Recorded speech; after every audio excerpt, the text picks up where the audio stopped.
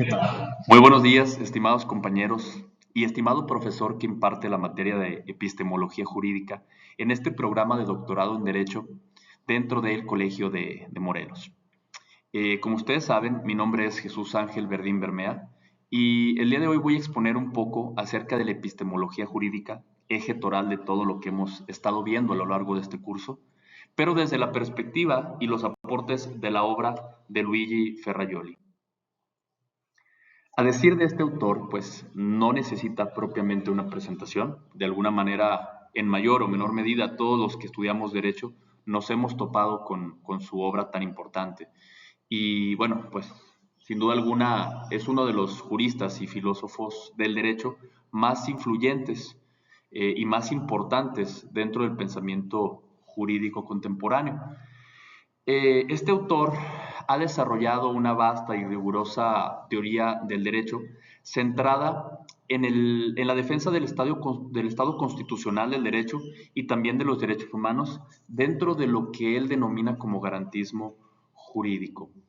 Además, Ferrajoli logra sistematizar una ambiciosa teoría general del derecho que integra de manera coherente, de manera integral y estructuralmente válida, tanto la epistemología, filosofía política, filosofía jurídica propiamente, constitucionalismo e inclusive teoría democrática. Todo esto pues logra también profundizar con el carácter racional, crítico y normativo del pensamiento jurídico. También, bueno, se constituyó como uno de los defensores más férreos e impulsores más importantes del positivismo jurídico crítico, que tiene pues esta ventaja, esta particularidad de reconocer la validez formal de las normas, pero al mismo tiempo se caracteriza por exigir de estas normas una coherencia y una consistencia con los principios constitucionales y con los derechos humanos, lo cual en principio es muy importante porque además de reconocer esta validez formal de las normas, pues cumple con esta función cívica y política, ¿no? Que es esta propuesta muy valiosa de someter el poder como tal a límites normativos efectivos y válidos, normalmente apoyados en principios como la defensa de la legalidad, la igualdad, incluso pues de la libertad. La influencia del pensamiento de este autor, pues bueno, la podemos encontrar tanto en Europa como en América Latina, que ha tenido pues un gran calado vino a fortalecer los constitucionalismos modernos de estas áreas geográficas, inclusive también la manera de entender y la manera de pensar el derecho penal, que antes era el derecho penal del enemigo, cambiándolo también con una gran influencia por un sistema más garantista, ¿no? Y bueno, antes de empezar ya con la presentación, pues hemos de definir lo que es la epistemología jurídica para que quede bastante claro, ¿no? La epistemología jurídica es, como tal, la rama de la filosofía del derecho que se ocupa del estudio del conocimiento jurídico, ¿no? Dentro de este conocimiento jurídico se ocupa de definir, pues, su naturaleza, los métodos que utilizamos para llegar a él, los límites, las formas de validación y los criterios de verdad, que son, pues, importantísimos.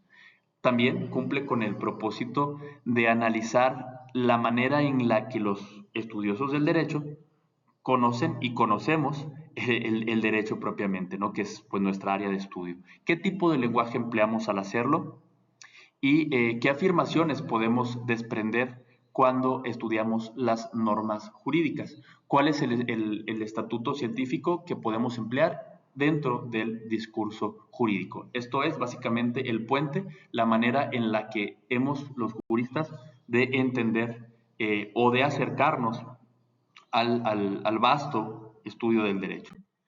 Eh, ya adentrándonos en materia, tenemos que decir que la obra de Luigi Ferrajoli pues tiene muchos aportes, pero hemos destacado 7 en particular que tienen que ver con la epistemología jurídica. El primero de ellos es el derecho como objeto empírico de estudio jurídico.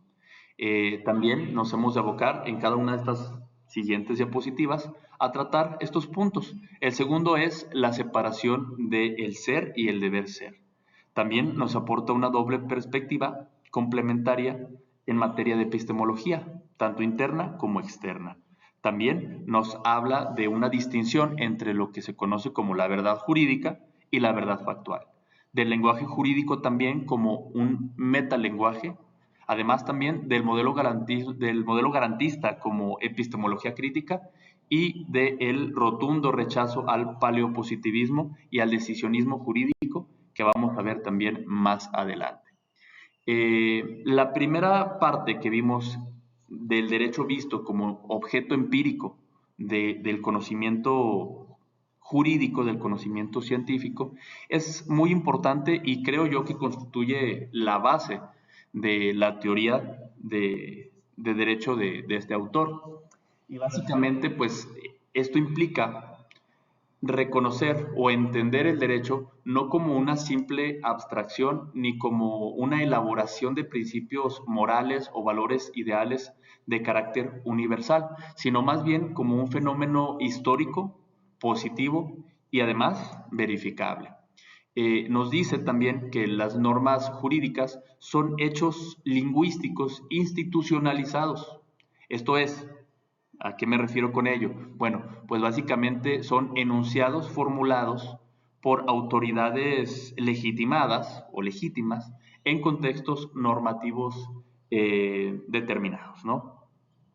Por lo tanto, lo que queremos decir con todo esto es que el derecho se configura como un lenguaje prescriptivo, formalmente constituido, cuyo estudio, cuyo análisis, pues no se exige una metodología científica capaz de describir con precisión lo que las normas dicen, lo que las normas implican, su estructura lógica, su coherencia interna y su procedencia institucional. Esta perspectiva nos aleja un poco de la teoría del derecho como idealismo jurídico o interpretaciones metafísicas. Todo lo contrario, realmente aquí lo que hace Ferrajoli pues, es que nos propone una ciencia jurídica que opera sobre la base de enunciados normativos vigentes.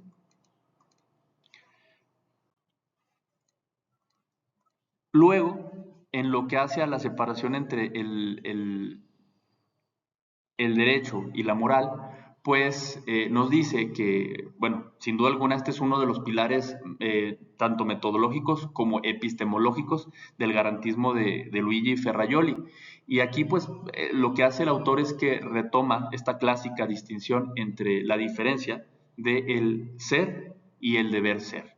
El autor destaca que la validez jurídica de una norma no implica necesariamente su justicia, ni viceversa. Esto es, esta distinción, esta disociación es lo que llega a permitir que la teoría jurídica adquiera un estatus crítico, un carácter científico y verificable, pues impide que se confunda el conocimiento jurídico con un juicio moral, ¿sale? Para Ferrajoli es muy importante que se distinga adecuadamente entre la descripción objetiva de una norma, por ejemplo, si fue promulgada por una autoridad competente en su momento, seguida de un procedimiento legal y toda esta cuestión que compone como la formalidad de la norma, y distinguirla, como lo decía, de su valoración moral. Esta distinción es la que permite ejercer una crítica racional del derecho, ya que evidencia que pues, una norma puede ser válida tanto desde el punto de vista formal, pero inaceptable desde el punto de vista ético o constitucional, ¿verdad? En consecuencia, pues, la ciencia jurídica no debe asumir críticamente el contenido de las normas, sino examinar la legalidad y la coherencia. Esto, como tal, pareciera en primer momento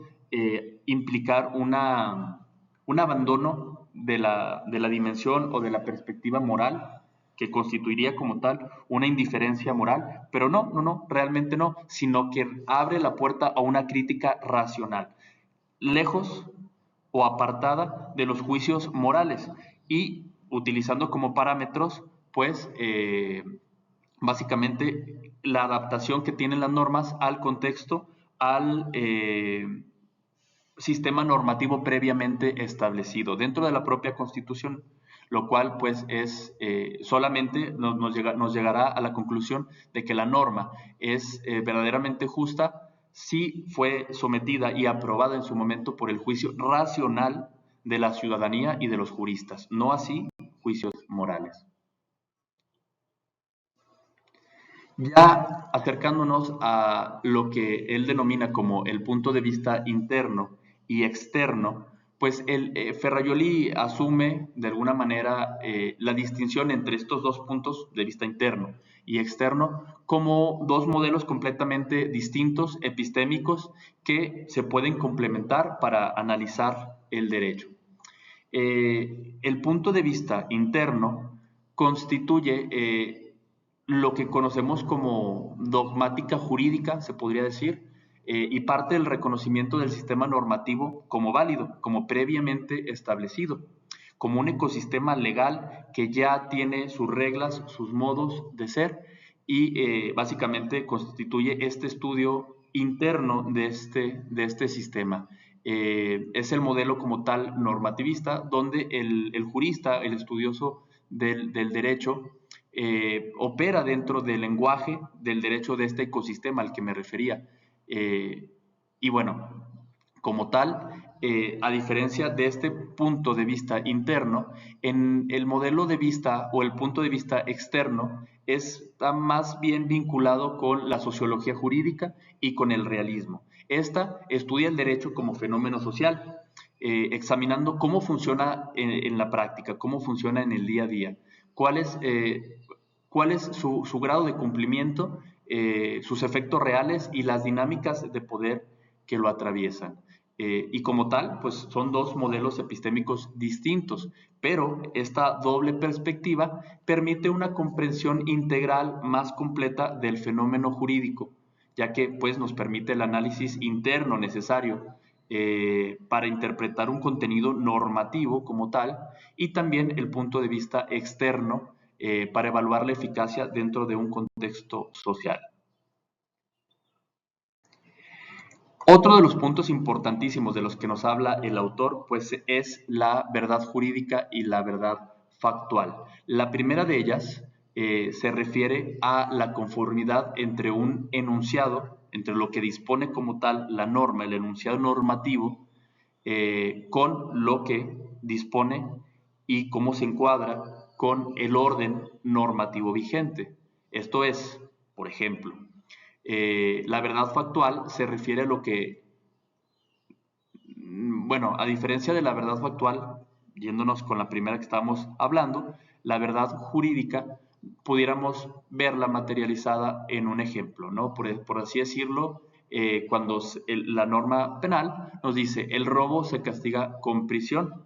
Ello es jurídicamente verdadero porque lo podemos ver plasmado dentro del Código Penal. Por su parte, como lo decía, la verdad factual se refiere más a lo que ocurre efectivamente dentro del contexto y la realidad social. Es decir, por ejemplo, siguiendo con este enunciado que habíamos dicho de los robos se castigan con prisión, en la realidad puede darse que los robos no son sancionados, no son perseguidos o inclusive existe mucha impunidad, corrupción o desviaciones del derecho escrito.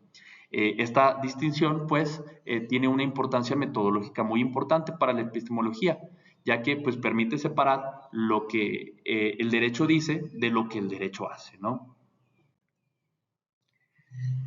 El derecho o el lenguaje jurídico visto y reconocido como metalenguaje también es sumamente importante dentro de la obra de este autor, ya que básicamente implica que dentro de su concepción del lenguaje jurídico, este es visto como un lenguaje metalingüístico. ¿Qué significa esto? Pues que el discurso jurídico, tanto científico como a nivel dogmático, no produce normas, sino que más bien habla y trata de ellas, las analiza, ¿no? Se trata entonces de que es un lenguaje, pues se podría decir de segundo grado, que se refiere a los enunciados del legislador, los estudia y los analiza, pero no suple al legislador, es decir, no se ocupa de crear estas normas, reconociéndole y dejándole ese papel únicamente al legislador. El legislador entonces es el único que efectivamente crea el derecho. Esta concepción pues es muy importante para delimitar con claridad el campo de la ciencia jurídica. El jurista entonces, según Luigi Ferrajoli, no dicta normas, no crea normas, no moraliza ni impone criterios de justicia. Su tarea entonces únicamente se debe limitar a analizar, describir, interpretar y criticar estos enunciados normativos. Aquí esto es bien importante porque podemos verlo como, sobre todo en la actualidad, se hace críticas al Poder Judicial cuando nos dice que abandona su tarea de interpretación y aplicación del derecho para inclusive legislar, cuando se aparta de los criterios normativos y les da una interpretación muy, muy amplia, ¿no? Pero yo creo que verdaderamente eso no sucede. Creo que inclusive la Suprema Corte, cuando le ha dado este tipo de interpretaciones más garantistas, más benéficas, más amplias a una norma, aunque no aparezcan expresamente escritas, está cumpliendo con esta función discursiva de un lenguaje secundario de interpretar únicamente. No legisla. La legislación como tal se le deja pues al aparato legislativo como tal, ¿no? Al que conocemos en nuestro Estado de Derecho, como son los diputados, senadores y demás. Otro de los puntos relevantes de la teoría de Luigi Ferrajoli es el garantismo como modelo crítico, ¿sale? Ya hablábamos en diapositivas pasadas de lo que constituye un poco el garantismo, pero bueno, aquí el garantismo no debe ser o no debe ser limitado únicamente a una teoría penal o constitucional, sino que como tal, para lo que nos interesa en este curso, es un modelo autónomo, epistémico y crítico del derecho, ¿no? Para Ferrajoli, el garantismo que él propone constituye un paradigma normativo que impone límites racionales al poder y está orientado pues, a proteger los derechos fundamentales mediante un sistema de reglas estrictas. Hablando desde el punto de vista epistemológico o epistémico, el garantismo se basa en la verificabilidad de los enunciados normativos, es decir, se ocupa de determinar pues, su coherencia interna y su adecuación con los principios constitucionales y también con los derechos humanos. Esto implica que no toda norma es válida en automático, sino que debe de ocuparse de un proceso que la legitime, ¿sale?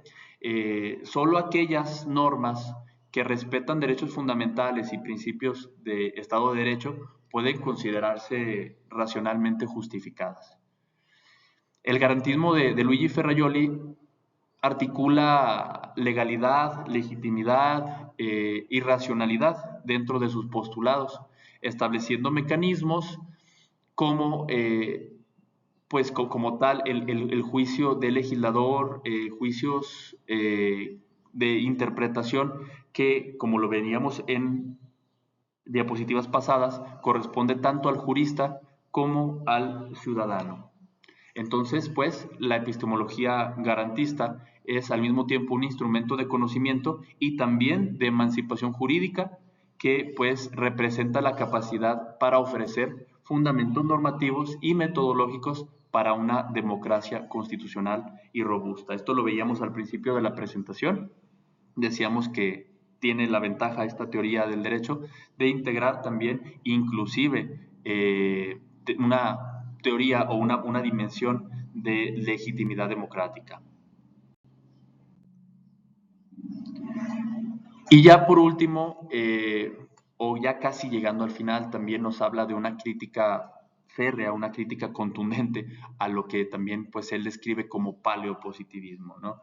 Ferrajoli lanza una crítica frontal a esta postura del paleopositivismo que corresponde al positivismo clásico. Este positivismo clásico, recordemos que concibe el derecho como un conjunto cerrado, conjunto hermético de normas válidas por su mera forma, dejando de considerar otros aspectos muy importantes de su contenido, como Luigi Ferrajoli sí lo hace. Esta concepción del derecho positivo clásico, según el autor, pues es insuficiente, sobre todo en los contextos actuales, ¿no? Donde los ordenamientos jurídicos ya no son tan rígidos y de hecho están regidos por constituciones que consagran derechos fundamentales y tienen una cierta apertura, como lo podemos ver en el artículo primero de nuestra Constitución, que no solamente refiere a la constitución política de los derechos de los Estados Unidos mexicanos, sino que también abre la posibilidad para argumentar e incluso aplicar pues normas del derecho internacional. Entonces, pues bueno, esta crítica también nos habla de que la validez de una norma ya no puede determinarse únicamente o exclusivamente por su procedencia formal, ¿no? Sino también pues debe estar en conformidad con los principios de igualdad, libertad, dignidad humana y racionalidad. Debe de responder a los principios que están integrados dentro de la Constitución política y también a los derechos humanos. Como conclusión, pues Luigi Ferrajoli cumple con una teoría que pues es muy importante, ya que logra, como lo veíamos en diapositivas pasadas, establecer mecanismos metodológicos importantes para la interpretación de una norma, exigiendo de alguna manera o siendo muy crítico, muy racional con la interpretación de estas normas, pero también no limitándose al carácter formal de estas normas. Si bien reconoce la validez formal de este sistema normativo, que también es muy importante esta dimensión formal, que se cumpla con cierta legitimidad, que se cumpla con esta formalidad de haber sido expedida por autoridad competente, pues también tiene esta exigencia de ser coherente, ser consistente con este ecosistema normativo, este sistema previamente establecido, ¿no? El garantismo, como lo decíamos, no se debe limitar a una manera de entender el derecho penal, sino también, pues, como una herramienta teórica para la defensa de la democracia y la justicia. Podemos ver en la práctica que tiene una gran importancia, una gran trascendencia este tipo de teorías por lo que estamos viviendo en México, ¿no? En México estamos viviendo una era muy importante en la que se cuestiona qué parte de la Constitución se debe de modificar y qué parte no. Hablamos de cláusulas férreas, hablamos de pilares que el constituyente originario buscaba al establecer un sistema jurídico como el que tenemos y que de alguna manera puede estarse viendo transgredido con la modificación, sobre todo al la manera de elegir jueces y magistrados que actualmente pues está en boga, ¿verdad? Entonces, ya desde aquí nos dice Luigi Ferrajoli que no basta con que exista este formalismo, este cumplimiento de las formas en las que se concibe una norma, sino que debe de haber una legitimidad extra que está dotada de una dimensión, como lo decíamos, cívica y política, ¿no? Que consagre como tal esta adaptación al sistema. En el caso particular que yo ponía como ejemplo de la manera de elegir jueces y magistrados, pues podemos decir de manera crítica que al menos es muy cuestionable si se cumple o no con lo que buscaba el constituyente primario, ¿no? De que a lo mejor en la práctica, ya vista desde pues, la sociología jurídica y desde el realismo, que también es importante para Luigi Ferrajoli, lo que se busca no es lo que se va a tener, ¿no? El ser y el deber ser, que también nos habla Luigi Ferrajoli, en este caso sí están contrapuestos, ya que se está exponiendo a la judicatura a otro tipo de presiones y prácticamente creo yo que hay un retroceso en la independencia judicial. Esto, de alguna manera, para poder aterrizar y materializar lo que hemos visto a lo largo de esta breve exposición. Y por mi parte, pues, sería todo. Agradecer únicamente su atención y comprensión por haber hecho por esta modalidad de exposición en línea. Pero bueno, pues quedo a sus órdenes para cualquier duda o cualquier comentario o cualquier apreciación. Muchas gracias.